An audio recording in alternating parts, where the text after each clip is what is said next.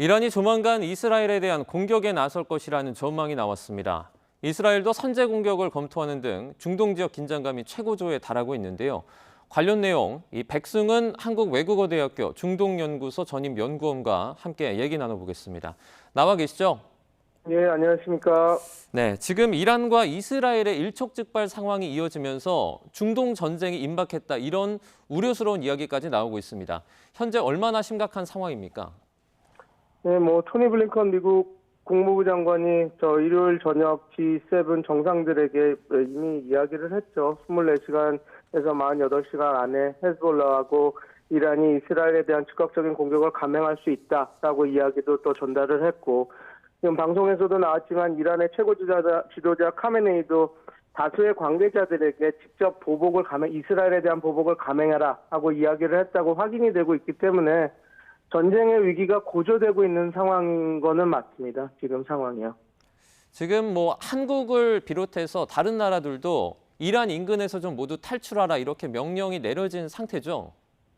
네, 우리나라 외교부에서도 우리 국민들, 자국민들, 레바논과 이스라엘에 거주하시고 있는 국민들에게 되도록이면 돌아오라고 이렇게 이야기를 했고, 미국도 이미 자국민들한테 최대한 빨리 그 지역을 나왔으면 좋겠다라고 하고 그런 공고가 나간 상태입니다. 네. 미국 등 국제사회에서는 지금 자제 촉구의 목소리가 나오고 있습니다. 그런데 이 상황에서도 이란은 거부를 하고 있죠. 네, 맞습니다. 어찌됐건 테헤란에서 그들이 자신들의 대통령 취임식에 초청한 귀빈이 자신들이 제공한 공간에서 암살당한 것이기 때문에 자치권을 가진 국가로서는 어떤 행동을 취해야 되는 상황임은 분명하죠. 또 지금 소위 저항의 추구의 핵심 국가 이란으로서 자신들이 이제 계속해서 그림자 전쟁, 프록시 전쟁을 수행하고 지금 있고, 그것이 자신들의 가장 큰 외교적 자산이다라고 지금 이야기하고 있는 상황에서 자신들의 영향력을 유지하기 위해서라도 헤즈볼라나 후시나 다양한 시아파 민병대들 사람들에게도 이란이 절대 이런 상황에서 물러서거나 약한 리더가 아니다라는 것을 보여주기 위해서라도 일련의 조치가 지금 필요한 상황인 거죠. 네, 지금 이 상황이, 그러니까 이스라엘이 하마스 정치 지도자인 하니에를 암살하면서 발발하지 않았습니까? 이 하니에는 네. 좀 어느 수준의 어떤 인물입니까? 하니에는 아예 가자에서 태어나서 자란 인물입니다. 1962년생이고요. 샤티 난민 캠프에서, 가자 지구의 샤티 레퓨지 캠프 난민 캠프에서 자라났죠. 그리고 하니의 부모님은 원래 아시켈론, 그러니까 지금 이스라엘에서 원래 있다가 1948년 이스라엘의 독립전쟁이 발발하고 나서 팔레스타인들이 가자 지구와 서한 지구로 쫓겨나면서 이주를 해서 들어온 사람입니다. 네. 하니에는 그렇게 해서 태어나서 가자 지구에서 알아자르 학원에서 이제 중학교를 마치고, 가자 지구에 있는 이슬라믹 대학교에서 이제 자란, 그러니까 어떻게 보면 이스라엘의 억압을, 그리고 통제를 가장 많이 받아서 한 번도 국가를 가져본 적 없고 그런 억압 상황에서 계속 자라난 인물이죠. 그리고 하니에는 어떻게 보면 바닥에서부터 정상까지 올라간 인물이라고 할 수가 있습니다. 하니에가 1980년부터 소위 말해서 이슬람 스쿨블럭, 그러니까 소위 말해서 지금 하마스의 단신이 되는 학생운동단체거든요. 거기서부터 시작해서 자기 1980년대 1차 시민봉기 인티파다가 이제 벌어지면서 이제 하마스가 성립되는데, 하마스의 초기부터 끝까지 자기가 이렇게 활동을 했었고, 그래서 감옥에도 3차례 복역을 하고 1989년에는 3년간 복역을 마치고 레바논 남부로 추방됐다가 오슬로 협정이 맺어진 가자 지구에 돌아와서 그때 당시 지도자였던 야신 밑에서 계속 크면서 자기가 이렇게 정치력을 키웠던 사람이죠. 그래서 2004년 야신이 암살된 이후에서는 하마스의 최고 지도자로 계속해서 2017년에 이제 그런 액티브한 롤을 내려와서 정치국, 소위 말해서 외교전을 펼치는 정치국 수장이 돼서 카타르에서 활동을 하고 있었던 인물입니다. 근데 네. 이제 한 가지 우리가 복귀해야 될 것은 그 한의회는 2004년부터 2017년까지는 상당히 하마스의 지도자로서 그런 액티브하게 그 활동적인 활동을 했지만 2017년 이후에는 직을 야야 신와르라고 하는 지금의 수장한테 넘겨주고 정치국 수장, 한마디로 그런 선전전과 외교전 그리고 그런 여러 가지 협상을 담당하는 공식적인 인물로 활동을 카타르에서 하고 있었던 사람이거든요. 근데 어떻게 보면 이런 인물에 대해서 이스라엘이 암살을 시도했다라는 것은 어떻게 보면 조금 좀 과한 그 제스처였다고 볼 수 있는 부분도 있는 것이죠. 네, 교수님, 그 이스라엘이 이번에 한이엘을 암살한 걸 두고서 그러니까 이스라엘이 하마스와의 전쟁을 끝낼 생각이 없다 이런 시선의 분석도 있는데 이건 어떻게 보십니까? 당연하죠. 왜냐하면 지금 말씀드린 대로 한의회가 지금 모든 그 이스라엘과 팔레스타인 그 평화협정의 그 협정 대상자로 나갔습니다. 물론 이제 그 이스라엘은 우리는 평화협정 없다 얘기했지만 어찌됐건 인질이라든지 뭐 카타르와 이집트가 되게 중재를 해서 어떤 그 협상안이 그 임시 그 휴전안이 나오고 있다라고 이런 모든 이야기가 나올 때 측의 그 협상 대상자는 한의회였던 거거든요. 네. 근데 이제 그 협상 그 파트너를 지금 암살해서 없는 상태이기 때문에 지금 단기적으로나 중기적으로는 지금 어떻게 새로운 협상 파트너가 세워지기 전까지는 협상이 잘 진행되기가 쉽지 않은 상황인 것이죠. 그 한이의 암살 경과를 보고도요, 이란과 이 서방 언론의 좀 어떤 분석이나 의견이 좀 엇갈리는 부분이 있거든요. 이거는 왜 그렇습니까? 왜냐하면 이게 있습니다. 지금 서방 언론은 이제 암살, 그 폭탄이 거기 이렇게 심어져서 거기서 폭탄이 터져서 죽었다. 이미 몇 달 전에 폭탄을 심어놓고 뭐 이렇게 했다 이런 얘기까지 나오고 있는데요. 네. 이란 입장에서는 아니다 드론 공격을 받았다고 이렇게 얘기합니다. 근데 지금 제가 그 이란 그 방송도 지금 보고 있지만.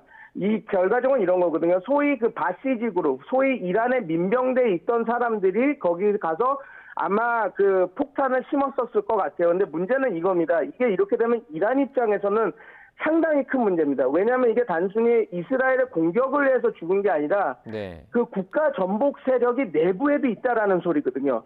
적과 내통을 해서 자기 요인의 암살을 하고 대통령 그 취임 행사에 귀빈들이 모시는 장소까지 해도 이미 다 거기 폭탄을 심을 정도로 적과 내통을 하고 있는 세력이 있다라는 걸 공표하는 격이 되니까 이제 이란 측은 되도록이면 드론이나 그런 그 미사일 공격으로 암살이 됐다라고 얘기를 주장하고 싶을 거고 이제 뭐 사실 다양한 외신에서는 팩트에 기반을 보도하는데 그 외신에서는 아마 그 안에 있는 내부 밀정들 그러니까 소위 말해서 포섭된 그 바시즈 그룹 사람들이 암살에 가담했다 이렇게 되는 것이니까 이란 입장에서는 이건 그냥 단순히 공격을 받았다라는 게 아니라 체제에도 위협을 줄 수 있는 얘기이기 때문에 상당히 그 부분에서 보도가 지금 나뉘어서 나오고 있는 것으로 보입니다. 그 각자 본인 측에 유리하게 좀 분석을 하고 있지만 이제 교수님께서 보시기에는 그러면은 뭐 서방 언론의 입장이 조금 더 뭐 타당성이 있다 이렇게 보십니까?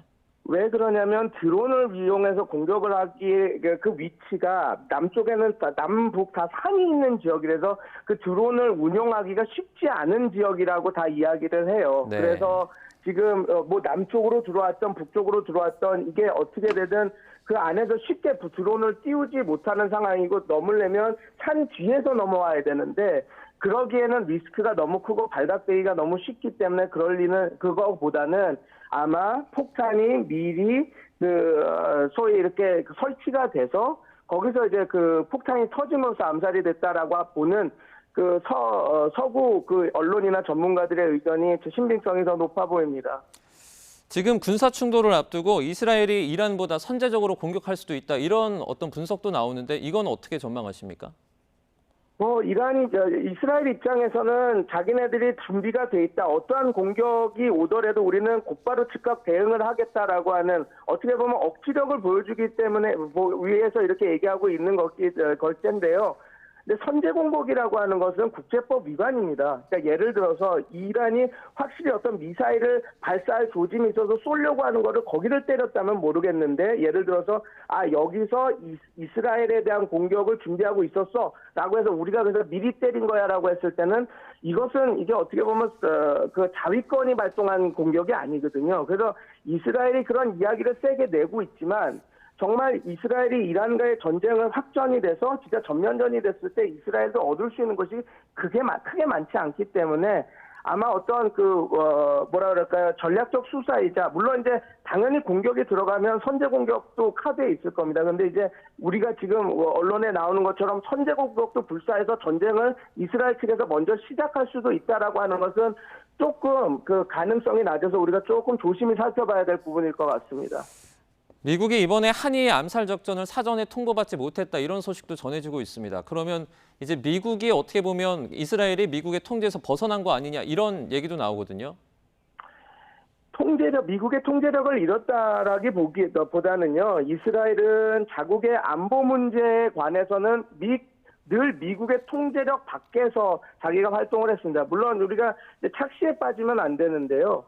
미국과 이스라엘은 동맹국입니다. 서로 가까운 사이죠. 그러나 여러 가지 그 안보 의제에 이렇게 왔을 때는 이스라엘은 항상 자신의 국익에 기반해서 선택하는 선택을 늘 우선해 왔습니다. 그래서 여태까지 이뿐만 아니라 오시리크 작전이든 그 기존에 이스라엘이 했던 여러 가지 첩보 작전들을 이렇게 복기해 보면 미국의 그 반대나 이런 것들이 큰 변수가 되진 않습니다. 가장 큰 변수는 이스라엘 본인들이 이 문제는 우리 외교 안보에 큰 문제다라고 했을 때 감행을 했기 때문에요. 네. 이 지금 한이엘을 암살했다라는 것 자체를 미국의 통제력을 잃었다라고 그냥 그렇게 보기에는 좀 낮지만, 지금 미국과 이스라엘의 그 사이가 상당히 지금 좋지 않은 상황이다라고는 우리가 볼 수는 있겠죠. 네, 이제 이란과 이스라엘 갈등이 전면전으로 번질 가능성이 제기되면서 국제사회가 촉각을 곤두세우고 있는 상황이라서 예의주시할 필요가 있어 보입니다. 관련해서 새로운 소식이 들어오면 또 저희가 바로 전해드리도록 하겠습니다. 이란과 이스라엘 갈등, 백승훈 한국외대 교수와 함께했습니다. 교수님 고맙습니다. 감사합니다.